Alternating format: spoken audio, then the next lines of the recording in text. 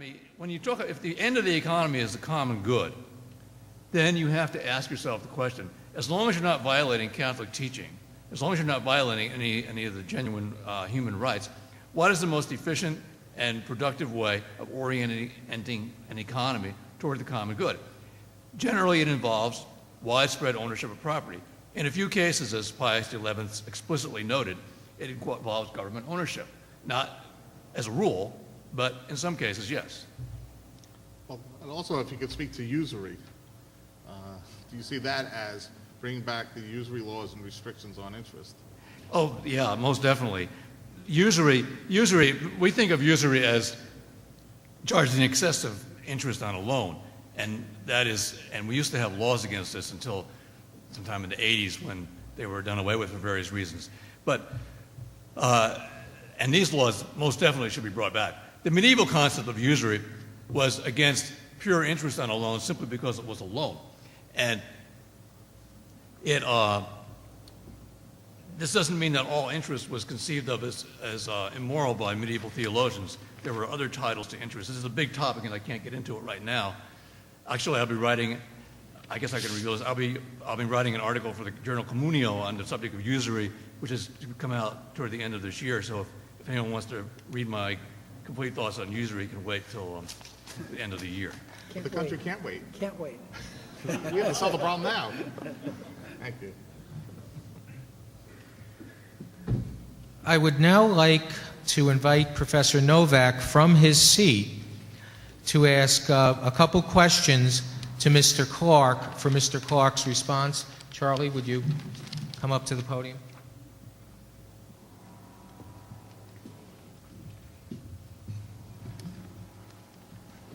You can have him turn the light on now in my face and then start grilling me. As I said, we agree on a great deal. I certainly agree that the government is very active in the American economy, and I think it should be. I think sometimes it does it badly, sometimes it does it well. And by badly, I define as trying to manage things for other people. And doing it well, I mean by empowering people to do more and more things. But I'd like to ask you, and I want to say there's a number of useful ideas that come from social movements by people who have been called socialists, but who weren't necessarily. Child labor laws, 8-hour days, Sundays off, and things like that. I think there are a lot of good things that come through law, and I don't object to that. But what state comes closest to your ideal? What state in the world, if you look at 170 nations, or states? What do you mean, in terms of what economy or what? Yeah, no, in nations, which forms of social democracy would you like the United States to move towards?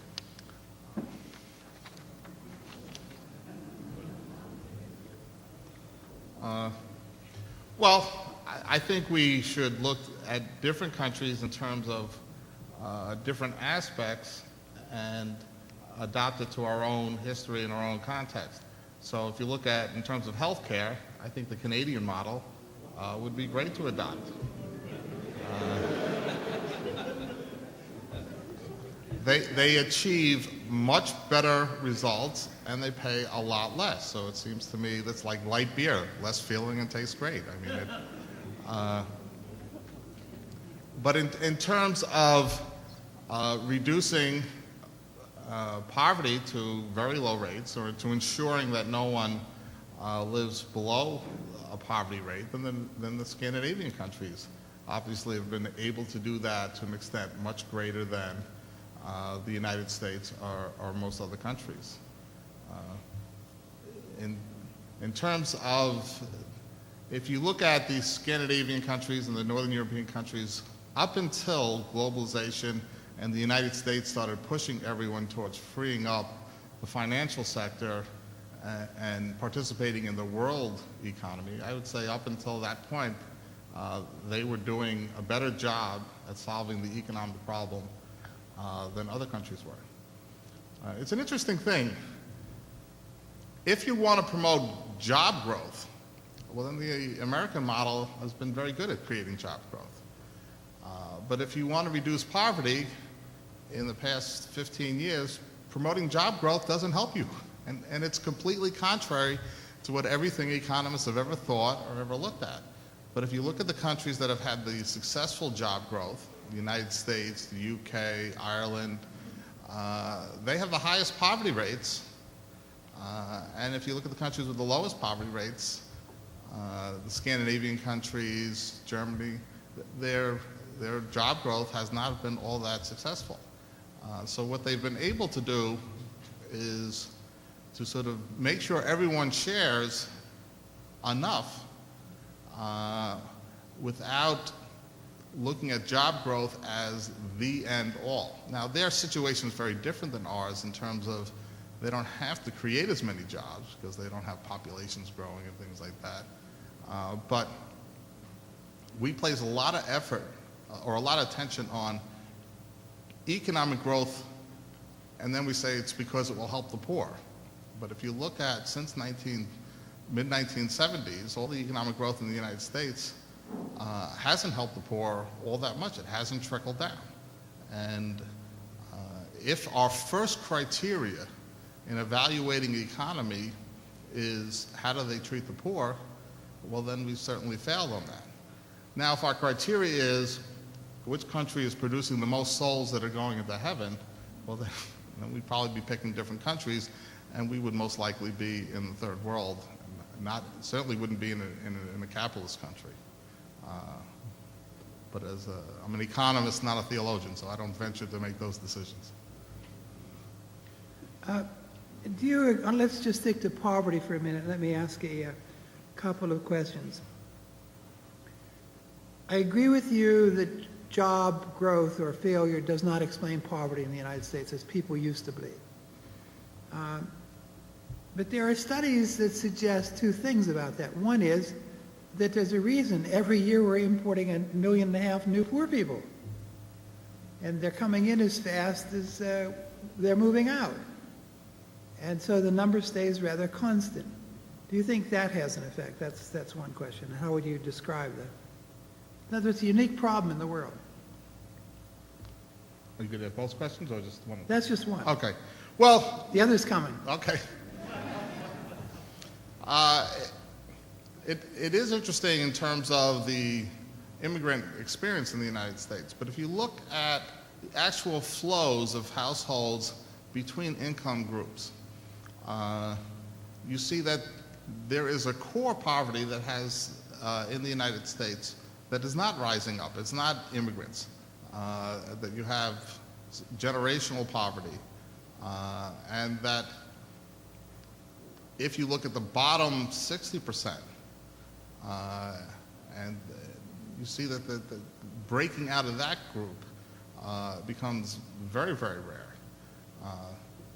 The countries that have, and other countries also, they don't have, well, Ireland has the percentage of immigrants the same as the United States, but they also have poverty. But their poverty numbers were actually just as high before they had immigrants as they did after immigrants. But certainly immigration, you have to separate sort of statistical poverty and then the reality of poverty. And we just haven't been good at attacking generational poverty as, income adequacy as a right. Even if you get rid of the statistical measure, which is based on the official level, household incomes in the bottom 80%, their real income hasn't gone up in something like 30 years. And we've generated an economic system in which the top 20% are getting all the benefits, and the bottom 80% are struggling just to stay still. The reason why households might be doing better now than they were 30 years ago is because they're working 2 full-time workers instead of 1 full-time worker. And in the last 7 years, the reason why their consumption has been able to maintain itself is because they've gone heavily into debt. Now, they've gone heavily into debt because all the income is going to the top.